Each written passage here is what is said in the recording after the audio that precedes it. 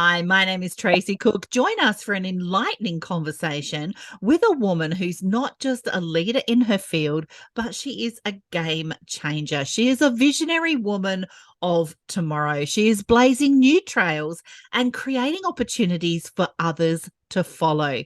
You won't want to miss the valuable insights and wisdom that Nefertiti shares with us today. Welcome to the Visionary Women's series. Nefertiti, what, what, and how did you evolve into a visionary woman? I will have to credit all that to floral therapy, some extreme sports in the mix, and a lot of neuroscience in the background to give me that solid structure to build upon. It's something that not too many people are doing. I am a trailblazer in that industry, and I'm claiming my spot on it with my name attached to it because I see the value, the before and after, and how things continue to get better, better, and better. And it's no coincidence. So the key for me have been consistency more than the intensity, and just keep at it against all the odds, because you are always going to find people looking at you weird. Why are you doing that? Does it make any sense? Nobody else is doing it. Well, I grew up among fantasy characters and mythological creature, and I look at the story of Cinderella and I say, well, if somebody needs to fit that silver slipper, that's me. So when it comes to floral therapy and neuroscience, I'm claiming that silver slipper. How powerful. Explain to us a little bit about what floral therapy is and how that integrates with neuroscience as well. Yes. So I started with the base of ikebana as a foundation, which is the contemplative and soothing art of floral design.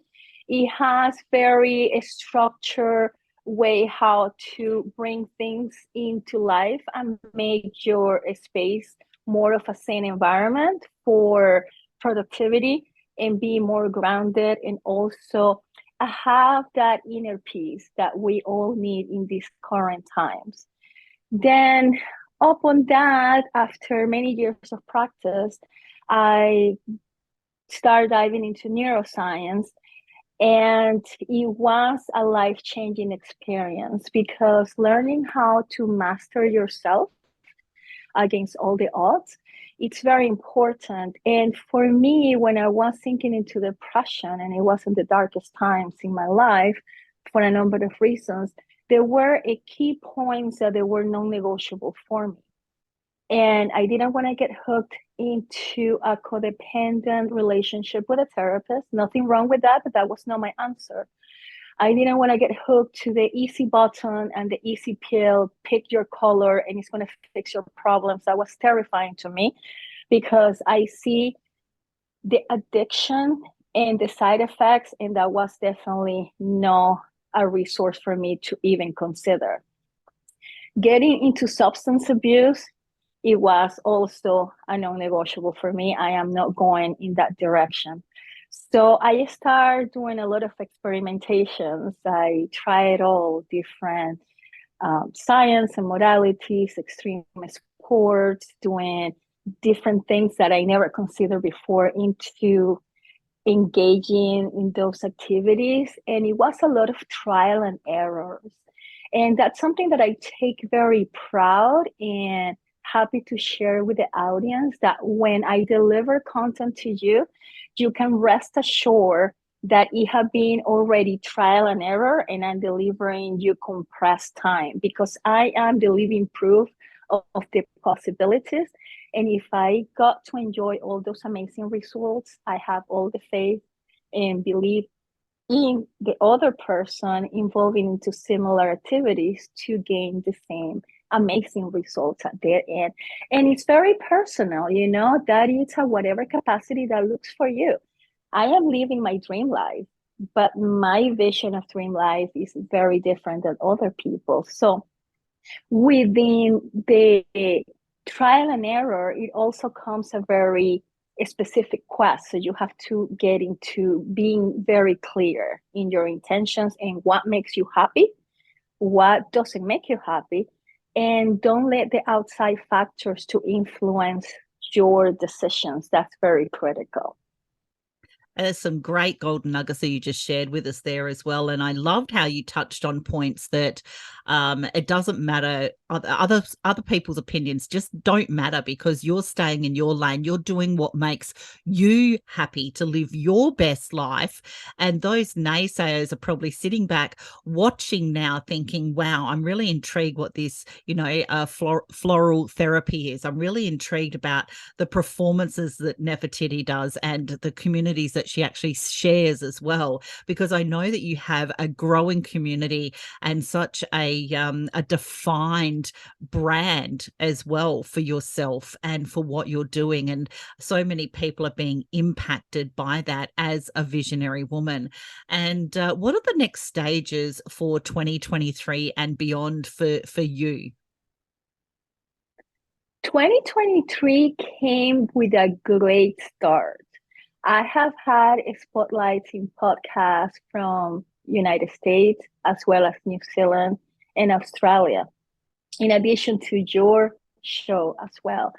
I got one book release at the beginning of January, which the title is The Art of Connection. And it's a perennial calendar, 365 days of inspirational quotes from entrepreneurs and trailblazers like me, among other ones. So it's a very rich resource for people to get those motivation, those inspirations, and go out to the world and claim your space, because there's plenty of room for all of those to shine in our own light and be authentic to us instead of trying to fit into the box that sometimes cultural expectations try to place upon you, or the establishment, society, depending on what part of the globe you are. It can get very challenging, especially for ladies, because we get bored with a lot of expectations. You are the one keeping it together. You are the one to have to show up the better, agreeable personality. And there's a lot going behind the scenes that a lot of times people don't even want to acknowledge or talk about. So I'm claiming my spot, and I take it seriously because somebody needs to lead the role. And sometimes there's no one available for you to be inspired. So who's going to claim the spot? It has to be people like you and I saying, okay, we're going against all the odds and making it happen. And from the lady perspective, a lot of times we put the hope in to the outside factor that we're going to get acknowledged, we're going to get praise, we're going to get supported, and that's not the case. And that's one of the important reasons why I got so attached to floral therapy, because it's not a luxury like a lot of people want to present it. Oh, flowers, that's superfluous, or you are only allowed to have it on a holiday or in a special occasion. That is the wrong approach. Floral therapy brings you closer to nature. It's a biophilic benefit that is scientifically proven.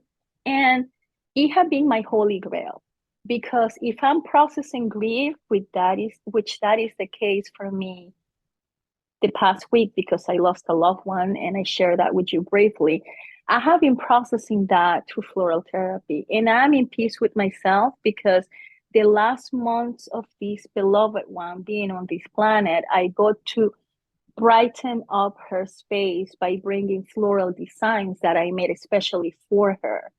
So it's not only the bond and connection, but how you can find a way of self-expression and even celebrate yourself, because sometimes you might get a promotion, you might get a dream come true, and people will be like distant, giving you a congratulation that it doesn't feel quite heartfelt. And then you get crumbled down like, oh, nobody's giving me the proper credit. So you have to bring all that from within out and find that way of self-expression. So I can write a book around neuroscience and floral therapy and all the different benefits because I am not only the recipient, but I get to share that with the world. So that's kind of highlights about it. Oh, that was some great tips there because like you said, if we're in the box, we can't read the label, right? We've got to step out of that box to be able to grow, to be able to create a bigger impact. And what would be the biggest message that you'd want the audience to leave on today? This is going to spark the thinking portion of your brain. And I'm going to live with this. Without inner peace, there is no true success. And I find my inner peace, my holy grail, through floral therapy. And I came to that realization after the whole virus apocalypse hit.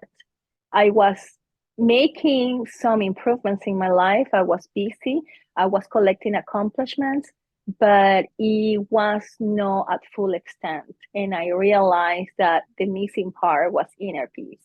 Once I was able to work on that department, now it doesn't matter how small or how big the accomplishment it is.